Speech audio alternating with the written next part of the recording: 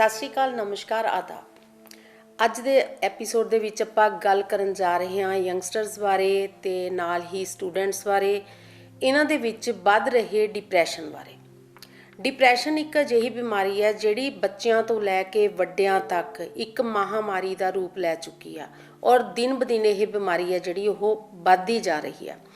ਜਿਹੜੇ ਡਿਪਰੈਸ਼ਨ ਦੀ ਪ੍ਰੋਬਲਮ ਹੈ, ਖਾਸ ਕਰਕੇ ਜਿਹੜੇ ਸਟੂਡੈਂਟਸ ਨੇ ਜਾਂ ਯੰਗਸਟਰਸ ਹੈਗੇ ਆ, ਵੱਡਿਆਂ ਵਿੱਚ ਵੀ ਇਹ ਇੱਕ ਬੜੀ ਕੰਪਲਿਕੇਟਿਡ ਪ੍ਰੋਬਲਮ ਹੈਗੀ ਆ। ਇਹਦੇ ਵਿੱਚ ਕੀ ਆ, ਆਪਾਂ ਇੱਕ ਵਜ੍ਹਾ ਨਹੀਂ ਕਹਿ ਸਕਦੇ ਕਿ ਇਸ ਵਜ੍ਹਾ ਨਾਲ ਡਿਪਰੈਸ਼ਨ ਹੋ ਸਕਦਾ ਹੈ। ਇਹਦੇ ਕਈ ਕਾਰਨ ਹੋ ਸਕਦੇ ਆ ਔਰ ਈਵਨ ਜਿਹੜੇ ਇਹਦੇ ਕਾਰਨ ਨੇ ਉਹੀ ਇਹਦੇ ਇਫੈਕਟਸ ਵੀ ਹੋ ਸਕਦੇ ਆ। ਹੁਣ ਜਦੋਂ ਆਪਾਂ ਗੱਲ ਕਰਦੇ ਹਾਂ ਕਿ ਇਹ ਬਿਮਾਰੀ ਦੇ ਕੀ ਕਾਰਨ ਜਿਹੜੇ ਆ, ਡਿਪਰੈਸ਼ਨ ਦੇ ਕਾਰਨ ਕੀ ਹੋ ਸਕਦੇ ਆ, ਕੀ ਇਹਦੇ ਅੱਗੋਂ ਨਤੀਜੇ ਨਿਕਲ ਸਕਦੇ ਆ, ਤੇ ਨਾਲ ਹੀ ਆਪਾਂ ਐਸਟ੍ਰੋਲੋਜੀ ਤੋਂ ਕਿੱਦਾਂ ਦੀ ਹੈਲਪ ਲੈ ਕੇ ਆਪਾਂ ਇਸ ਬਿਮਾਰੀ ਤੋਂ ਬਚ ਸਕਦੇ ਹਾਂ ਜਾਂ ਆਪਾਂ ਇਸ ਨੂੰ ਘੱਟ ਕਰ ਸਕਦੇ ਹਾਂ ਤੇ ਇਸ ਰੋਗ ਤੋਂ ਆਪਾਂ ਨਿਕਲ ਸਕਦੇ ਹਾਂ, ਜਿਹੜਾ ਕਿ ਆਮ ਜਿਹੜੇ ਫਿਜ਼ੀਕਲ ਹੈਲਥ ਦੀ ਜਦੋਂ ਆਪਾਂ ਗੱਲ ਕਰਦੇ ਹਾਂ, ਸਰੀਰਕ ਰੋਗਾਂ ਦੀ ਗੱਲ ਕਰਦੇ ਹਾਂ, ਉਸੇ ਤਰ੍ਹਾਂ ਦਾ ਇੱਕ ਮਾਨਸਿਕ ਰੋਗ ਹੈ। ਪਹਿਲੀ ਤਾਂ ਇਹ ਹੈ ਵੀ ਕਈ ਲੋਕਾਂ ਨੂੰ ਡਿਪਰੈਸ਼ਨ ਹੁੰਦੇ ਹੋਏ ਵੀ ਉਹਨਾਂ ਨੂੰ ਪਤਾ ਨਹੀਂ ਹੁੰਦਾ ਕਿ ਹਾਂ ਸਾਨੂੰ ਡਿਪਰੈਸ਼ਨ ਹੈ। ਇਸ ਦੇ ਜਿਹੜੇ ਕਾਰਨ ਨੇ ਉਹੀ ਇਹਦੇ ਅੱਗੋਂ ਇਫੈਕਟ ਵੀ ਬਣ ਜਾਂਦੇ ਆ। ਕਈ ਵਾਰ ਉਹ ਇਫੈਕਟ ਕਰਕੇ ਵੀ ਇਹ ਡਿਪਰੈਸ਼ਨ 'ਚ ਚਲੇ ਜਾਂਦੇ ਆ। ਜਿਵੇਂ ਆਪਾਂ ਗੱਲ ਕਰਦੇ ਹਾਂ ਇਹਨਾਂ ਦੇ ਫੋਕਸ ਦੀ, ਪੜ੍ਹਾਈ 'ਤੇ ਫੋਕਸ ਦੀ। ਇਹ ਪੜ੍ਹਾਈ 'ਤੇ ਫੋਕਸ ਨਹੀਂ ਕਰ ਪਾਉਂਦੇ ਕਿਉਂਕਿ ਡਿਪਰੈਸ਼ਨ 'ਚ ਹੁੰਦੇ ਆ। ਕਈ ਵਾਰ ਇਸ ਕਰਕੇ ਡਿਪਰੈਸ਼ਨ 'ਤੇ ਚਲੇ ਜਾਂਦੇ ਆ ਕਿਉਂਕਿ ਇਹ ਪੜ੍ਹਾਈ 'ਤੇ ਫੋਕਸ ਨਹੀਂ ਕਰ ਰਹੇ ਹੁੰਦੇ ਤੇ ਇਹਨਾਂ ਦੇ ਜਿਹੜੇ ਨਤੀਜੇ ਨੇ ਉਹ ਵਧੀਆ ਨਹੀਂ ਨਿਕਲਦੇ ਹੋ ਸਕਦੇ ਤੇ ਉਸ ਕਰਕੇ ਵੀ ਇਹਨਾਂ ਦੀ ਜਿਹੜੀ ਇਨਪੁੱਟ ਹੈ ਜ਼ਿਆਦਾ ਹੁੰਦੀ ਆ, ਆਊਟਪੁੱਟ ਘੱਟ ਹੁੰਦੀ ਆ, ਤਾਂ ਉਸ ਕਰਕੇ ਵੀ ਡਿਪਰੈਸ਼ਨ 'ਚ ਚਲੇ ਜਾਂਦੇ ਆ। ਕਈ ਵਾਰ ਇਹ ਰੋਗ ਜਿਹੜਾ ਆ ਉਹ ਹੈਰੀਡਿਟਰੀ ਵੀ ਹੁੰਦਾ, ਫੈਮਿਲੀ ਦੇ ਵਿੱਚ ਚੱਲਿਆ ਰਿਹਾ। ਇਸ ਤੋਂ ਇਲਾਵਾ ਫੈਮਿਲੀ ਦਾ ਜੇ ਇਹਨਾਂ ਨੂੰ ਲੱਗੇ ਕਿ ਫੈਮਿਲੀ ਦੀ ਸਪੋਰਟ ਪ੍ਰੋਪਰ ਨਹੀਂ ਮਿਲ ਰਹੀ ਤਾਂ ਉਹ ਬੱਚੇ ਆਪਣੇ ਆਪ ਨੂੰ ਇਨਸਿਕਿਉਰ ਫੀਲ ਕਰਨਾ ਸ਼ੁਰੂ ਕਰ ਦਿੰਦੇ ਆ ਤੇ ਹੌਲੀ ਹੌਲੀ ਉਹ ਡਿਪਰੈਸ਼ਨ ਦਾ ਸ਼ਿਕਾਰ ਹੋ ਕੇ ਫਿਰ ਆਪ ਹੀ ਫੈਮਿਲੀ ਤੋਂ ਪਰੇ ਹੋ ਜਾਂਦੇ ਆ। ਕਈ ਵਾਰ ਜਿਹੜਾ ਫਰੈਂਡ ਸਰਕਲ ਹੈ, ਜਾਂ ਤਾਂ ਤੁਸੀਂ ਗਲਤ ਚੂਜ਼ ਕਰ ਲਿਆ ਕਿਸੇ ਯੰਗਸਟਰ ਨੇ ਜਾਂ ਜਿਹੜੇ ਆਪਣੇ ਸਟੂਡੈਂਟਸ ਨੇ, ਤਾਂ ਵੀ ਉਹ ਪ੍ਰਭਾਵਿਤ ਹੋਏ ਬਗੈਰ ਨਹੀਂ ਰਹਿ ਸਕਦੇ। ਉਹਨਾਂ ਦਾ ਜੇ ਉਹਨਾਂ ਨੂੰ ਲੱਗਿਆ ਕਿ ਹਾਂ ਸਾਡਾ ਸਾਥ ਵਧੀਆ ਨਹੀਂ, ਕਈ ਵਾਰ ਅਜਿਹੇ ਸਾਥ 'ਚ ਚਲੇ ਜਾਂਦੇ ਆ ਜਿਹ 'ਚੋਂ ਨਿਕਲਣਾ ਮੁਸ਼ਕਿਲ ਹੋ ਜਾਂਦਾ, ਫਿਰ ਉਹ ਡਿਪਰੈਸ਼ਨ ਚਲ ਜਾਂਦੇ ਆ। ਕਈ ਵਾਰ ਜੇ ਸਾਥ ਵਧੀਆ ਲੈ ਲਿਆ ਤਾਂ ਵੀ ਅੱਗੋਂ ਫਿਰ ਬੱਚਿਆਂ ਦੇ ਆਪਣੇ ਛੋਟੇ ਗਰੁੱਪ ਦੇ ਵਿੱਚ ਇੱਕ ਸਬ ਗਰੁੱਪਸ ਬਣ ਜਾਂਦੇ ਆ ਤੇ ਜੇ ਫਿਰ ਉਹਨੂੰ ਲੱਗਦਾ ਕਿ ਮੇਰੇ ਨਾਲ ਦੇ ਫਰੈਂਡਸ ਜਿਹੜੇ ਮੈਨੂੰ ਇਗਨੋਰ ਕਰ ਰਹੇ ਆ ਜਾਂ ਉਹ ਜਿੱਥੇ ਹੋਣਾ ਚਾਹੁੰਦਾ ਆ ਉੱਥੇ ਉਹ ਨਹੀਂ ਹੁੰਦਾ, ਦੂਜੇ ਉਹਨੂੰ ਨਾਲ ਨਹੀਂ ਲੈ ਕੇ ਜਾਂਦੇ, ਹੌਲੀ ਹੌਲੀ ਉਹ ਵੀ ਉਸ ਦੇ ਡਿਪਰੈਸ਼ਨ ਦਾ ਕਾਰਨ ਬਣਦਾ। ਫਿਰ ਗੋਲ ਓਰੀਐਂਟਿਡ ਨਾ ਹੋਣਾ। ਹੁਣ ਕਈ ਵਾਰ ਬੱਚਿਆਂ ਨੂੰ ਇਹ ਹੁੰਦਾ ਕਿ ਉਹ ਆਪਣੇ ਗੋਲ ਦੇ ਪ੍ਰਤੀ ਉਹਨਾਂ ਨੂੰ ਪਤਾ ਹੀ ਨਹੀਂ ਹੁੰਦਾ ਕਿ ਅਸੀਂ ਕਰਨਾ ਕੀ ਆ ਜ਼ਿੰਦਗੀ ਦੇ ਵਿੱਚ। ਉੱਥੇ ਉਹ ਕੀ ਕਰਦੇ ਨੇ, ਕਦੇ ਕੋਈ ਸਬਜੈਕਟ ਚੂਜ਼ ਕਰ ਲਏ, ਕਦੇ ਕੋਈ ਸਬਜੈਕਟ ਚੂਜ਼ ਕਰ ਲਏ ਜਾਂ ਲੋਕਾਂ ਦੇ ਪ੍ਰਭਾਵ ਦੇ ਹੇਠ ਆ ਗਏ। ਕਈ ਵਾਰ ਕੀ ਆ, ਕੋਈ ਗੈਸਟ ਆ ਗਏ, ਉਹ ਗੱਲਾਂ ਕਰ ਰਹੇ ਨੇ ਫੈਮਿਲੀ ਦੇ ਵਿੱਚ ਬੈਠੇ ਵੀ ਉਹ ਫਲਾਣੇ ਦਾ ਮੁੰਡਾ ਜੀ ਉਹ ਡਾਕਟਰ ਬਣ ਗਿਆ, ਉਹ ਇੰਜੀਨੀਅਰ ਬਣ ਗਿਆ, ਇੰਨੇ ਪੈਸੇ ਬਣਾ ਰਿਹਾ ਜਾਂ ਘਰ ਦੇ ਬਹੁਤ ਖੁਸ਼ ਹੈ। ਉਹ ਇਹ ਨਹੀਂ ਦੇਖਦੇ ਕਿ ਹਾਂ ਸਾਡਾ ਬੱਚਾ ਜਿਹੜਾ ਆ ਉਹਦੀਆਂ ਐਬਿਲਿਟੀ ਹੈਗੀ ਆ, ਉਹਦੇ ਪਲੈਨਟਸ ਹੈਗੇ ਆ ਡਾਕਟਰ ਬਣਨ ਦੇ ਜਾਂ ਇੰਜੀਨੀਅਰ ਬਣਨ ਦੇ। ਉਹ ਇਸ ਗੱਲ ਮਗਰ ਉਹ ਵੀ ਕਹਿਣ ਲੱਗ ਜਾਂਦੇ ਆ ਜੀ ਅਸੀਂ ਵੀ ਆਪਣੇ ਬੱਚੇ ਨੂੰ ਡਾਕਟਰ ਹੀ ਬਣਾਉਣਾ, ਅਸੀਂ ਵੀ ਇੰਜੀਨੀਅਰ ਹੀ ਬਣਾਉਣਾ। ਸੋ ਇਹਦੇ ਨਾਲ ਦੂਜੇ ਦੇ ਪ੍ਰਭਾਵ ਦੇ ਵਿੱਚ ਆ ਕੇ ਵੀ ਉਹਨਾਂ ਦੇ ਜਦੋਂ ਗੋਲ ਜਿਹੜੇ ਆ ਅਚੀਵ ਨਹੀਂ ਹੁੰਦੇ, ਜਾਂ ਆਪਾਂ ਇਹ ਵੀ ਕਹਿ ਸਕਦੇ ਹਾਂ ਕਿ ਜਿਹੜੇ ਗੋਲ ਉਹਨਾਂ ਦੇ ਰੀਅਲਿਸਟਿਕ ਨਹੀਂ ਹੁੰਦੇ, ਐਕਸਪੈਕਟੇਸ਼ਨਸ ਜਿਹੜੀਆਂ ਫੈਮਿਲੀ ਦੀਆਂ ਜਾਂ ਉਸ ਯੰਗਸਟਰ ਦੀਆਂ ਆਪਾਂ ਕਹਿ ਲਈਏ ਸਟੂਡੈਂਟ ਦੀਆਂ ਵੀ ਜ਼ਿਆਦਾ ਹਾਈ ਹੋ ਜਾਂਦੀਆਂ। ਜਦੋਂ ਉਹ ਜ਼ਿਆਦਾ ਹਾਈ ਆਪਣੇ ਗੋਲਸ ਲੈ ਕੇ ਤੁਰਦਾ ਤਾਂ ਉਸ ਦੀ ਘੱਟ ਐਬਿਲਿਟੀ ਦੇ ਕਾਰਨ, ਉਹਦੀ ਪਰਸਨੈਲਿਟੀ ਦੇ ਕੁਛ ਕਾਰਕ ਦੇ ਕਾਰਨ ਜਦੋਂ ਉਹ ਗੋਲ ਨਹੀਂ ਪਹੁੰਚ ਪਾਉਂਦੇ ਤਾਂ ਫਿਰ ਉਹ ਡਿਪਰੈਸ਼ਨ 'ਚ ਚਲੇ ਜਾਂਦੇ ਆ।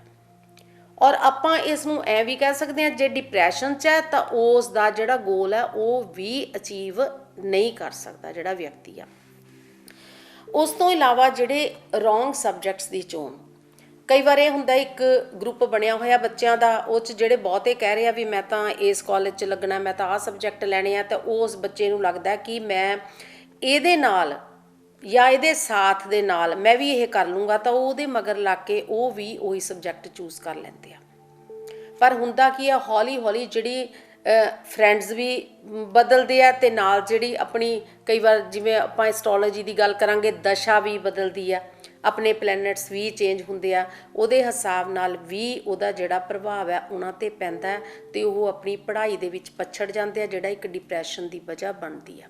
इत्थे भी जिहड़ी एस्ट्रोलॉजी है वह स्टूडेंट्स की बहुत हैल्प कर सकती है उहदे प्लैनेट्स के अनुसार कि वह किहड़े सबजैक्ट्स चूज करे जिहड़े कि उहदे लई इन फ्यूचर उहदा करियर है जिहड़ा ओह बनेगा।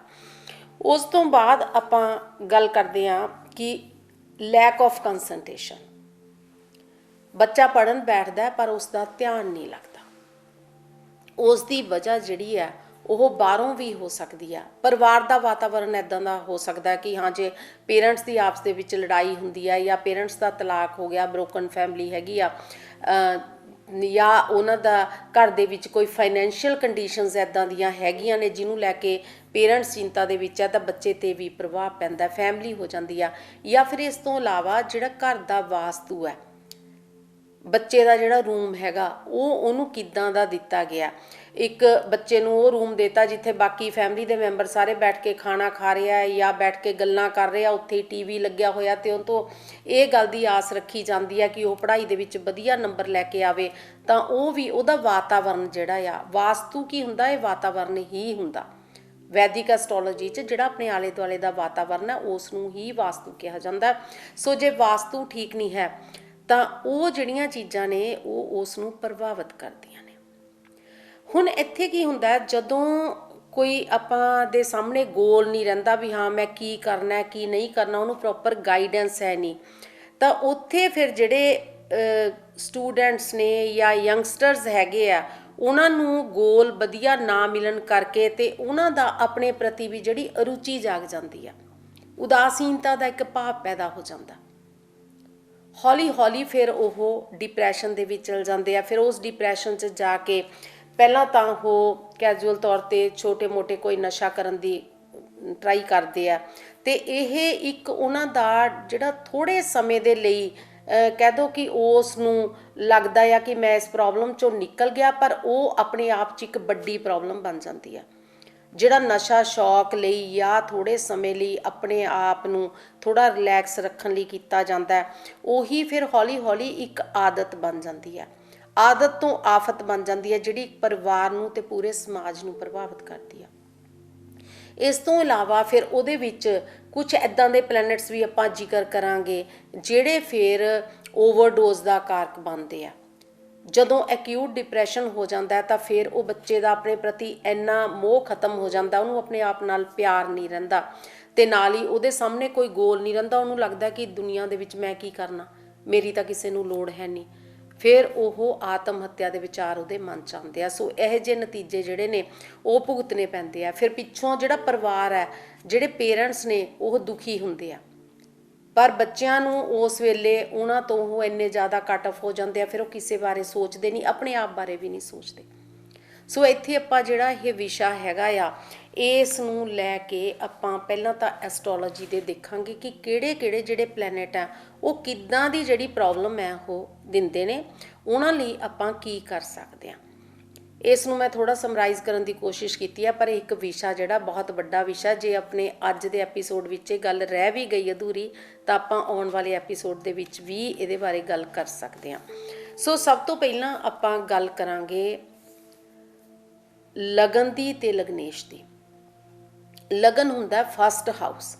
फस्ट हाउस किसी भी व्यक्ति का वो हुंदा कि जिस वेले उहदा बर्थ होया उस वेले किहड़ा प्लैनेट है जिहड़ा ओह उदय हो रहा सी, उस नूं जदों आपां अंक रख के कुंडली बनाउने आ उहनूं आपां लगन कुंडली कहने आ।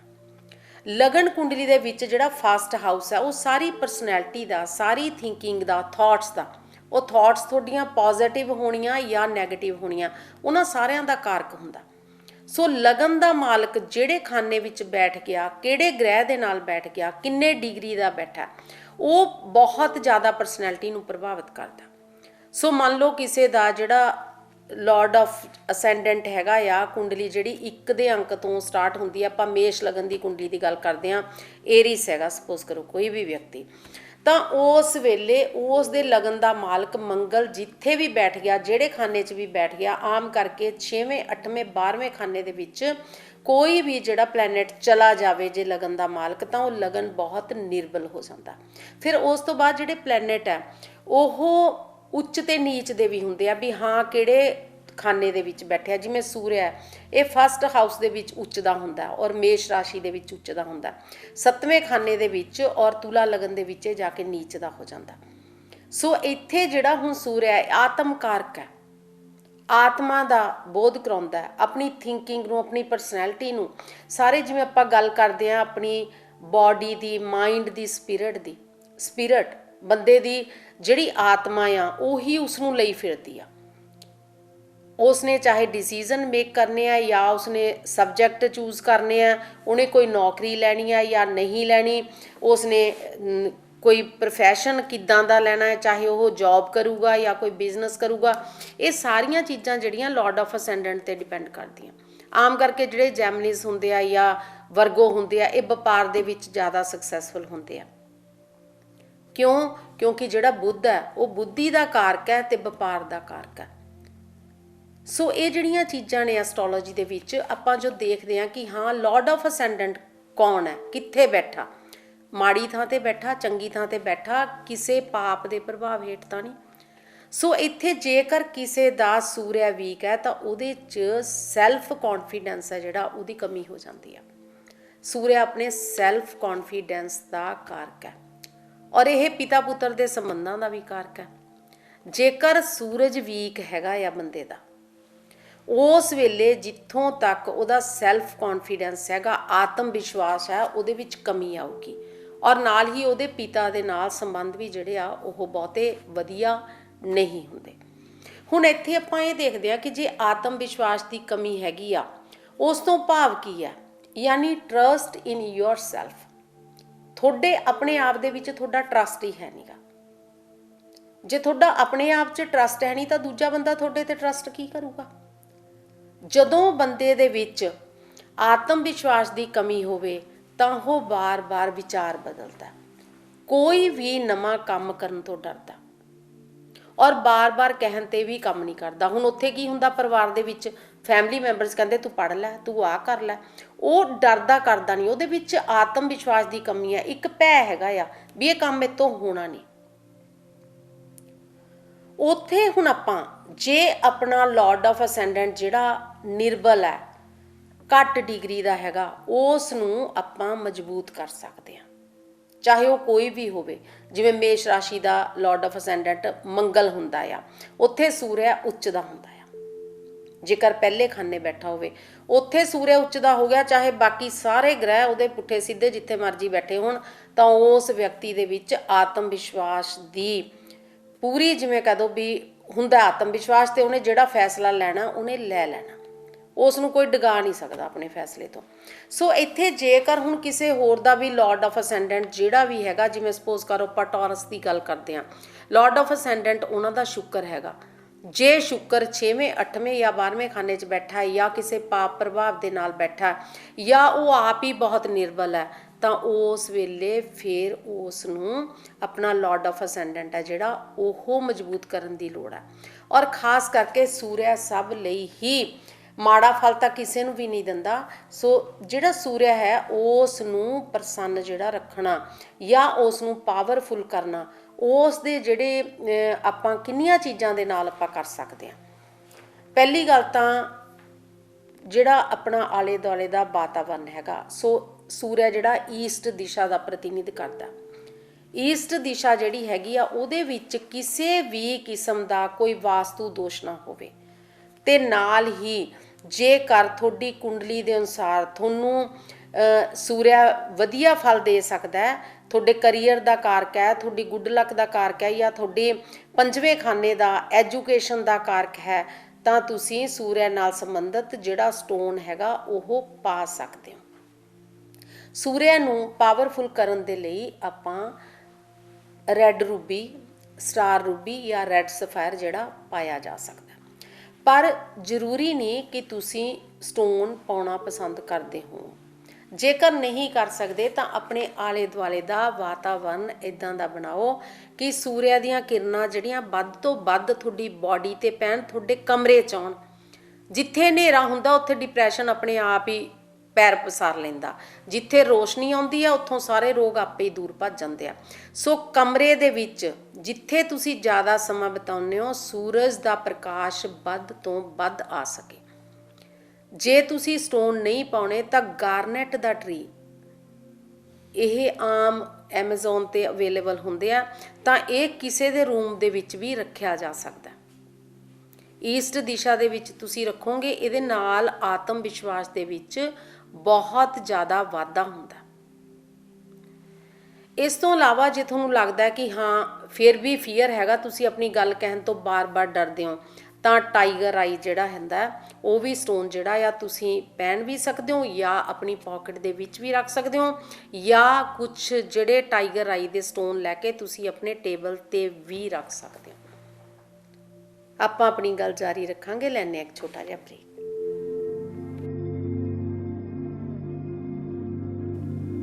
ਬ੍ਰੇਕ ਤੋਂ ਪਹਿਲਾਂ ਆਪਾਂ ਗੱਲ ਕਰ ਰਹੇ ਸੀ ਡਿਪਰੈਸ਼ਨ ਬਾਰੇ ਅਤੇ ਉਹਦੇ ਵਿੱਚ ਐਸਟਰੋਲੋਜੀ ਨਾਲ ਸੰਬੰਧਿਤ ਪਲੈਨਟਸ ਬਾਰੇ। ਆਪਾਂ ਗੱਲ ਕਰ ਰਹੇ ਸੀ ਸੂਰਜ ਬਾਰੇ, ਸਨ ਬਾਰੇ। ਸੋ ਸਨ ਨੂੰ ਪਾਵਰਫੁਲ ਕਰਨ ਦੇ ਲਈ ਕਿਸੇ ਦੀ ਕੁੰਡਲੀ ਦੇ ਵਿੱਚ ਆਪਾਂ ਕਿਵੇਂ ਉਸ ਨੂੰ ਪਾਵਰਫੁਲ ਕਰ ਸਕਦੇ ਹਾਂ, ਕਿਉਂਕਿ ਜਿਹੜੇ ਸਟੋਨਸ ਦੀ ਆਪਾਂ ਗੱਲ ਕੀਤੀ, ਸਾਰਿਆਂ ਦੀ ਕੁੰਡਲੀ ਦੇ ਵਿੱਚ ਸੇਮ ਸਟੋਨ ਜਿਹੜੇ ਆ ਉਹ ਉਹੀ ਫਲ ਨਹੀਂ ਦੇ ਸਕਦੇ। ਕਿਸੇ ਨੂੰ ਉਹ ਸੂਟ ਕਰਦੇ ਆ, ਕਿਸੇ ਨੂੰ ਨਹੀਂ ਕਰਦੇ। ਸੋ ਜਿਹੜੇ ਏਰੀਸ ਵਾਲੇ ਨੇ, ਲੀਓਜ਼ ਨੇ ਜਾਂ ਸੈਜੀਟੇਰੀਅਸ ਹੈ, ਉਹਨਾਂ ਦੇ ਲਈ ਸੂਰਜ ਦਾ ਆਪਾਂ ਸਟੋਨ ਜਿਹੜਾ ਆ ਉਹ ਪਾਇਆ ਜਾ ਸਕਦਾ ਸੂਰਜ ਨੂੰ ਅਪ ਕਰਨ ਦੇ ਲਈ। ਜੇਕਰ ਆਪਾਂ ਸਟੋਨ ਨਹੀਂ ਪਾ ਸਕਦੇ ਤਾਂ ਉਹਦੀ ਜਗ੍ਹਾ 'ਤੇ ਆਪਾਂ ਆਪਣੇ ਟੇਬਲ 'ਤੇ ਰੱਖ ਸਕਦੇ ਹਾਂ। ਇਹਦੇ ਨਾਲ ਆਤਮ ਵਿਸ਼ਵਾਸ ਦਾ ਵਾਧਾ ਹੁੰਦਾ।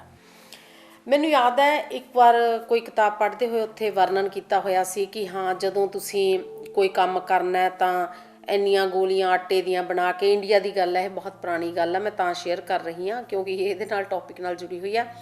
ਤਾਂ ਕਿਸੇ ਨੇ ਕਿਸੇ ਨੂੰ ਕੋਈ ਇੱਦਾਂ ਦੱਸਿਆ ਕਿ 1000 ਗੋਲੀਆਂ ਜਾਂ 1008 ਗੋਲੀਆਂ ਆਟੇ ਦੀਆਂ ਬਣਾ ਕੇ ਤੁਸੀਂ ਆਪਣੀ ਇੱਛਾ ਜ਼ਾਹਰ ਕਰਕੇ ਉਹ ਮੱਛੀਆਂ ਨੂੰ ਪਾਉਣੀਆਂ।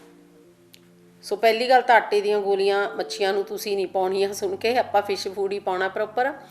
ਪਰ ਜਦੋਂ ਅਸੀਂ 1008 ਵਾਰੀ ਆਪਾਂ ਆਪਣੀ ਇੱਛਾ ਵਿਅਕਤ ਕਰ ਰਹੇ ਹਾਂ ਵੀ ਹਾਂ ਮੈਂ ਇਹ ਕਰਨਾ, ਆਹ ਮੇਰਾ ਕੰਮ ਹੋ ਜਾਵੇ, ਆਹ ਮੇਰਾ ਕੰਮ ਹੋ ਜਾਵੇ, ਅਸੀਂ ਪਰਮਾਤਮਾ ਦਾ ਨਾਂ ਲੈ ਕੇ ਕਰਨਾ ਉਹ, ਤਾਂ ਪਰਮਾਤਮਾ ਦੇ ਨਾਂ ਨੇ ਤਾਂ ਹੈਲਪ ਕਰਨੀ ਉਹ ਕਰਨੀ ਹੈ। ਪਰ ਉੱਥੇ ਜਿਹੜੀ ਤੁਹਾਡੀ ਇੱਛਾ ਹੈਗੀ ਆ ਕਿਸੇ ਕੰਮ ਨੂੰ ਕਰਨ ਦੀ, ਉਹ ਵੀ ਮਜ਼ਬੂਤ ਹੋ ਰਹੀ ਆ। ਇੱਥੇ ਹੁਣ ਕਈ ਵਾਰ ਫੇਂਗ ਸ਼ੂਈ ਦੇ ਵਿੱਚ ਜਾਂ ਆਪਣੀ ਐਸਟਰੋਲੋਜੀ ਦੇ ਵਿੱਚ ਵੀ ਆ ਜਾਂਦਾ, ਜਦੋਂ ਆਪਾਂ ਗੱਲ ਕਰਦੇ ਹਾਂ ਕਿ ਹਾਂ ਪਿਰਾਮਿਡ ਲੈ ਕੇ, ਜਿਸ ਨੂੰ ਕਿ ਵਿਸ਼ ਪਿਰਾਮਿਡ ਕਿਹਾ ਜਾਂਦਾ ਆ। ਸੋ ਵਿਸ਼ ਪਿਰਾਮਿਡ ਇੱਛਾ ਵਾਲਾ ਪਿਰਾਮਿਡ। ਸੋ ਆਪਣੀ ਇੱਛਾ ਜਿਹੜੀ ਹੈ ਤੁਸੀਂ ਉੱਥੇ ਲਿਖ ਕੇ ਰੱਖੋ ਅਤੇ ਰੋਜ਼ ਉਸ ਨੂੰ, ਇੱਕ ਜਗ੍ਹਾ ਤਾਂ ਮੈਂ ਪੜ੍ਹ ਰਹੀ ਸੀ ਵੀ ਉਹਨੂੰ ਧੂਫ ਦਿਓ ਰੋਜ਼ ਕਹਿ ਕੇ। ਸੋ ਮੈਂ ਇਸ ਨੂੰ ਥੋੜ੍ਹਾ ਜਿਹਾ ਅਲੱਗ ਤਰੀਕੇ ਨਾਲ ਲੈਂਦੀ ਹਾਂ। ਕੋਈ ਇੱਛਾ ਲਿਖ ਕੇ ਧੂਫ ਦੇਣ ਨਾਲ ਬਹੁਤਾ ਨਹੀਂ ਹੋਣਾ। ਤੁਸੀਂ ਆਪਣੀ ਜਿਹੜੀ ਇੱਛਾ ਹੈਗੀ ਆ ਉਸ ਨੂੰ ਕਿਤੇ ਲਿਖ ਕੇ ਆਪਣੇ ਟੇਬਲ 'ਤੇ ਰੱਖ ਲਓ ਕਿ ਹਾਂ ਮੈਂ ਇਹ ਕਰਨਾ ਆ। ਜਦੋਂ ਤੁਸੀਂ ਪੜ੍ਹਨ ਬੈਠਦੇ ਹੋ ਜਾਂ ਕੋਈ ਕੰਮ ਕਰਨਾ ਲੱਗਦੇ ਹੋ, ਚਾਹੇ ਤੁਸੀਂ ਪ੍ਰੋਫੈਸ਼ਨਲ ਹੈ, ਚਾਹੇ ਤੁਸੀਂ ਸਟੂਡੈਂਟਸ ਹੈਗੇ, ਜਦੋਂ ਤੁਹਾਡੀ ਵਿਸ਼ ਤੁਹਾਨੂੰ ਪਤਾ ਆ ਕਿ ਹਾਂ ਮੈਂ ਕਰਨਾ ਚਾਹੁੰਦਾ ਆ, ਤਾਂ ਉਹਦੇ ਨਾਲ ਜਿਹੜਾ ਤੁਹਾਡਾ ਸੈਲਫ ਕੌਨਫੀਡੈਂਸ ਆ ਉਹ ਵੱਧਦਾ ਆ। ਕਈ ਵਾਰ ਮੈਡੀਟੇਸ਼ਨ ਕਰਾਉਂਦੇ, ਉਹ ਕਹਿੰਦੇ ਆ ਵੀ ਕਿ ਜਿਹੜੀ ਤੁਹਾਡੀ ਇੱਛਾ ਤੁਸੀਂ ਸਮਝੋ ਵੀ ਮੈਂ ਇਹ ਕਰ ਲਈ, ਵੀ ਹਾਂ ਇਹ ਮੈਨੂੰ ਮਿਲ ਗਿਆ, ਇਹ ਮੈਨੂੰ ਮਿਲ ਗਿਆ, ਹਾਲਾਂਕਿ ਮਿਲਿਆ ਨਹੀਂ ਹੁੰਦਾ। ਕਹਿੰਦੇ ਇਹਦੇ ਨਾਲ ਵੀ ਤੁਹਾਡਾ ਜਿਹੜਾ ਸੈਲਫ ਕੌਨਫੀਡੈਂਸ ਵੱਧਦਾ। ਪਰ ਮੈਂ ਕਹਿੰਦੀ ਹਾਂ ਜਿਹੜਾ ਪਹਿਲਾਂ ਤਾਂ ਆਪਣਾ ਜਿਹੜਾ ਗੋਲ ਆ ਉਹਨੂੰ ਰੀਅਲਿਸਟਿਕ ਬਣਾਓ ਆਪਣੇ ਪਲੈਨਟਸ ਦੇ ਅਨੁਸਾਰ ਵੀ ਤੁਸੀਂ ਆਹ ਕਰ ਸਕਦੇ ਹੋ। ਫਿਰ ਉਸ ਤੋਂ ਬਾਅਦ ਪੂਰਾ ਉਹਦੇ ਮਗਰ ਲੱਗ ਜਾਓ, ਉਸ ਨੂੰ ਰੋਜ਼ ਉਹਦੇ 'ਤੇ ਧਿਆਨ ਦਿਓ ਕਿ ਮੈਂ ਇਹ ਕਰਨਾ ਆ। ਇਹਨੇ ਵੀ ਇੱਕ ਵਾਰ ਲਿਖ ਕੇ ਇੱਛਾ ਤੇ ਤੁਸੀਂ ਉਹਨੂੰ ਧੂਫ ਦੇਈ ਜਾਂਦੇ ਹੋ ਅਤੇ ਉਹਦੇ ਨਾਲ ਕੁਛ ਹੋ ਜਾਊਗਾ, ਨੋ। ਉਸ ਨੂੰ ਆਪਣੇ ਟੇਬਲ 'ਤੇ ਰੱਖੋ ਅਤੇ ਰੋਜ਼ ਪੜ੍ਹਨ ਤੋਂ ਬੈਠਾਂ ਪਹਿਲਾਂ ਜਾਂ ਤੁਸੀਂ ਜਦੋਂ ਸਵੇਰੇ ਉੱਠਦੇ ਹੋ ਚਾਹੇ ਆਪਣੇ ਨਾਈਟ ਟੇਬਲ ਤੇ ਤੁਸੀਂ ਉਸ ਨੂੰ ਫਰੇਮ ਕਰਾ ਕੇ ਰੱਖ ਲਓ ਤੇ ਸਵੇਰੇ ਉੱਠਦੇ ਹੀ ਪਹਿਲਾਂ ਇਹ ਸੋਚੋ ਕਿ ਹਾਂ ਇਹ ਮੇਰੀ ਇੱਛਾ ਆ, ਮੈਂ ਇਹ ਕੰਮ ਕਰਨਾ, ਇਹ ਮੇਰਾ ਗੋਲ ਹੈ। ਉਹਦੇ ਨਾਲ ਤੁਹਾਡਾ ਜਿਹੜੀ ਪਰਸਨੈਲਿਟੀ ਹੈ ਉਹ ਜ਼ਿਆਦਾ ਹੋਰ ਨਿਖਰ ਕੇ ਆਉਂਦੀ ਆ ਤੇ ਸੈਲਫ ਕੌਨਫੀਡੈਂਸ ਹੈ ਜਿਹੜਾ ਉਹ ਵੱਧਦਾ ਹੈਗਾ ਆ। ਹੁਣ ਆਪਾਂ ਗੱਲ ਕਰਦੇ ਹਾਂ ਨੈਕਸਟ ਜਿਹੜਾ ਪੁਆਇੰਟ, ਦੂਸਰਾ ਜਿਹੜਾ ਸਟਾਰ ਸਾਡਾ ਕਹਿ ਲਓ ਤੁਸੀਂ, ਉਹ ਹੈਗਾ ਚੰਦਰਮਾ। ਚੰਦਰਮਾ ਜਿਹੜਾ ਆ ਇਹ ਮਨ ਦਾ ਕਾਰਕ ਹੈ।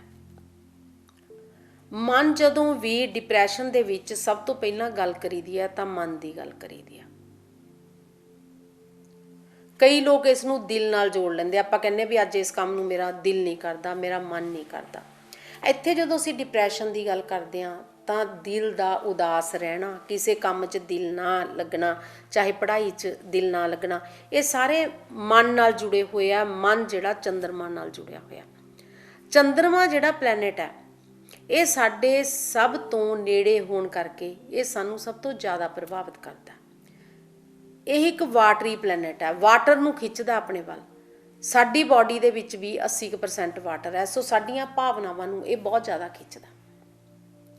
ਇੱਥੇ ਹੁਣ ਚੰਦਰਮਾ ਜਿਹੜਾ ਆ, ਕਿਸੇ ਦੀ ਕੁੰਡਲੀ ਦੇ ਵਿੱਚ ਜਿਹੜਾ ਚੰਦਰਮਾ ਜਿਹੜਾ ਪਾਪ ਪ੍ਰਭਾਵਾਂ ਨਾਲ ਹੋਵੇ, ਕਿਸੇ ਵੀ ਜਿਹੜੇ ਦੂਸਰੇ ਪਲੈਨਟਸ ਹੈਗੇ ਜਿਹੜੇ ਆਪਣਾ ਪ੍ਰਭਾਵ ਪਾ ਰਹੇ ਆ ਚੰਦਰਮਾ ਤੇ, ਚੰਦਰਮਾ ਨੂੰ ਦੂਸ਼ਿਤ ਕਰ ਰਹੇ ਆ, ਜਾਂ ਚੰਦਰਮਾ ਵਾਲੇ ਖਾਨੇ 'ਚ ਜਿਹੜਾ 4 ਅੰਕ ਜਿੱਥੇ ਲਿਖਿਆ ਹੁੰਦਾ ਆ ਉੱਥੇ ਕੋਈ ਦੂਸਰਾ ਪਲੈਨਟ ਆ ਕੇ ਬੈਠ ਗਿਆ, ਜਾਂ ਚੰਦਰਮਾ ਆਪ ਗਲਤ ਜਗ੍ਹਾ ਤੇ ਜਿਵੇਂ ਕਹਿ ਦਿਓ 6ਵੇਂ 8ਵੇਂ 12ਵੇਂ ਖਾਨੇ 'ਚ ਚਲਾ ਗਿਆ, ਤਾਂ ਵੀ ਜਿਹੜਾ ਚੰਦਰਮਾ ਆ ਉਹ ਵਧੀਆ ਫਲ ਨਹੀਂ ਦਿੰਦਾ।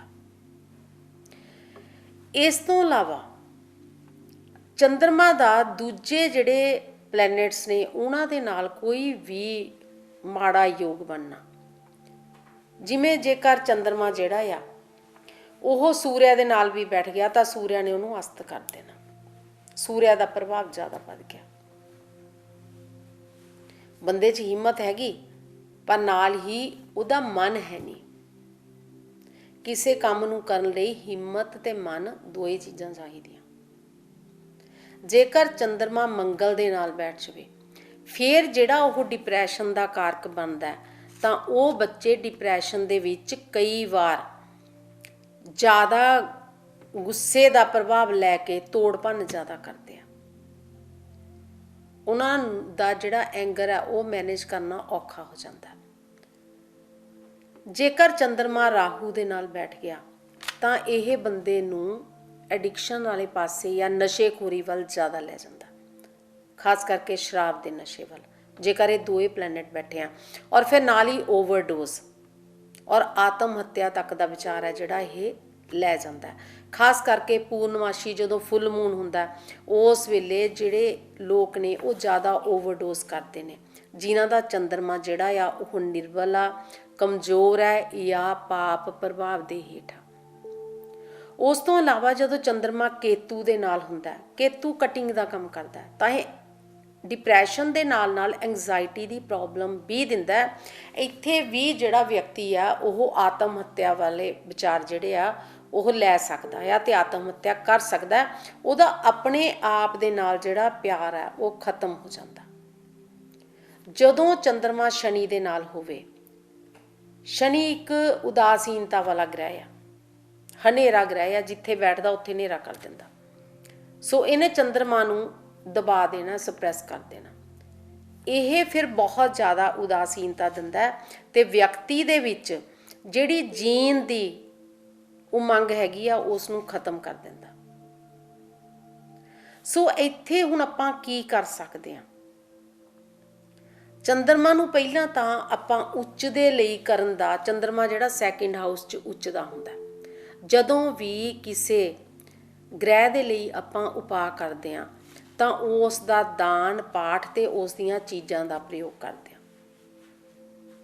ਹੁਣ ਕਈ ਇੱਥੇ ਕੀ ਕਰਦੇ ਨੇ, ਚਾਂਦੀ ਦਾ ਕੜਾ ਪਵਾ ਦਿੰਦੇ ਆ। ਜ਼ਰੂਰੀ ਨਹੀਂ ਚਾਂਦੀ ਦਾ ਕੜਾ ਸਾਰਿਆਂ ਨੂੰ ਠੀਕ ਹੋਵੇ ਜਾਂ ਆਪਾਂ ਕਹਿ ਲਈਏ ਵੀ ਵਧੀਆ ਫਲ ਦੇਵੇ, ਪਰ ਹਾਂ ਚਾਂਦੀ ਦੇ ਗਲਾਸ ਦੇ ਵਿੱਚ ਰਾਤ ਨੂੰ ਰੱਖ ਕੇ ਸਵੇਰੇ ਪਾਣੀ ਪੀਣਾ ਇਹ ਆਪਾਂ ਨੂੰ ਵਧੀਆ ਫਲ ਦਿੰਦਾ। ਨਾਲ ਹੀ ਜਿਹੜਾ ਚੰਦਰਮਾ ਦਾ ਘਰ ਦੇ ਵਿੱਚ ਜਿਹੜਾ ਕਾਰਨਰ ਹੁੰਦਾ ਉਹ ਹੁੰਦਾ ਨਾਰਥ ਵੈਸਟ ਕਾਰਨਰ।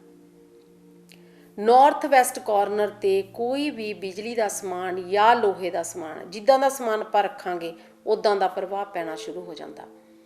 ਜਿਵੇਂ ਹੁਣ ਬਿਜਲੀ ਦਾ ਸਮਾਨ ਰੱਖਤਾ, ਬਿਜਲੀ ਦਾ ਸਮਾਨ ਰਾਹੂ ਦਾ ਪ੍ਰਤੀਕ ਆ। ਨਾਰਥ ਵੈਸਟ 'ਚ ਤੁਸੀਂ ਬਿਜਲੀ ਦਾ ਸਮਾਨ ਰੱਖਤਾ ਤਾਂ ਚੰਦਰਮਾ ਤੇ ਰਾਹੂ ਇਕੱਠੇ ਹੋ ਗਏ, ਮਨ ਨਹੀਂ ਲੱਗਣਾ ਬੱਚੇ ਦਾ, ਨਾ ਉਹਦੀ ਕੰਸਨਟ੍ਰੇਸ਼ਨ ਬਣਨੀ ਹੈ ਪੜ੍ਹਾਈ 'ਚ, ਔਰ ਹੌਲੀ ਹੌਲੀ ਹੋ ਸਕਦਾ ਆ ਕਿ ਉਹ ਬੱਚਾ ਨਸ਼ੇ ਵਾਲੇ ਪਾਸੇ ਚਲਾ ਜਾਵੇ